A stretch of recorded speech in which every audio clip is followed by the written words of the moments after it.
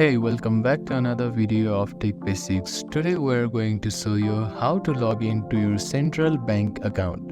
First, open your preferred web browser and go to the central bank website.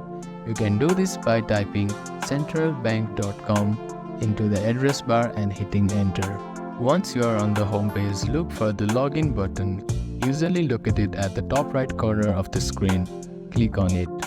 Now, you will be directed to the login page. Here you will need to enter your user ID and password. Make sure to enter these details correctly to avoid any login issues. After that, click on login button. You will be now logged into your central bank account. From here, you can manage your account, transfer funds, pay bills and much more. If you have any trouble logging in, make sure to double check your user ID and password. If you have forgotten your password, you can use the forget password link to reset it. We hope this tutorial was helpful. If you have any questions or need further assistance, feel free to leave a comment below. Do not forget to like this video and subscribe to our channel for more tutorials. Thank you for watching.